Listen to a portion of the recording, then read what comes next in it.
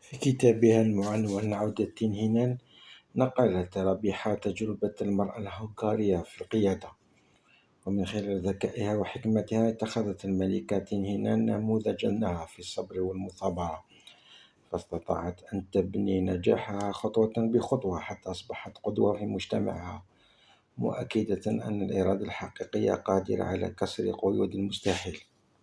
عودة تين، لماذا هذا العنوان؟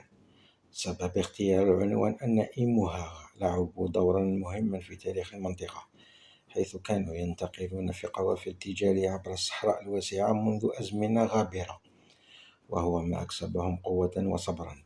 كما قاوموا الاستعمار أعواما عديدة، فهم أسود الصحراء من أشرف القبائل وأكرمها وأشدها بأسا، يتميزون بثقافتهم الغنية وتقاليدهم العريقة، وتعتبر ملابسهم التقليدية خاصة اللثام الأزرق الذي يغطي وجوه الرجال إحدى أبرز سماتهم المميزة، ويعرف هذا اللثام بتاج الموسد، ويستخدم لحماية الوجه من الرمال والشمس. كما يعتمدون في حياتهم الاجتماعية على النظام الأسري وروابط القرابة، ويعيشون حياة بسيطة تعتمد على ما توفره الطبيعة في محيطهم.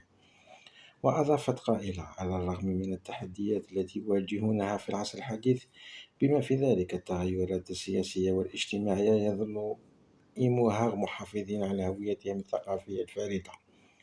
ولو نقرأ روايات التاريخ لوجدناها الشهامة والكرم والجود متجذرين في شخصيتهم.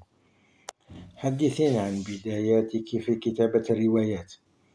البداية كانت منذ الصغر مع تعلقنا بأستاذ اللغة العربية، فنحن الجيل ما بعد الثورة، جيل عشيق العربية كتحدي وكهوية، جيل متمسك بالقرآن الكريم والمطالعة والتعبير، ومن ذلك اكتسبنا ثروة لغوية مكنتنا من الكتابة. البداية الحقيقية كانت في التسعينات بالجامعة، حيث كنت أكتب الخواطر، ثم راودتني فكرة كتابة قصص قصيرة، لكنني لم أكملها نظرا لظروف الدراسة. لاحقا وبحكم عملي كأستاذة مؤقتة بالجامعة، كانت لي لقاءات مع دكاترة وكتاب، وهناك التقيت بصديقي البروفيسور في النقد الأدبي بوشلي عبد الوهاب، فتبلورت لدي فكرة الكتابة من جديد، ووعدته بالكتاب عن القيادة الأنثوية، وذلك لمعايشة التجربة في الميدان.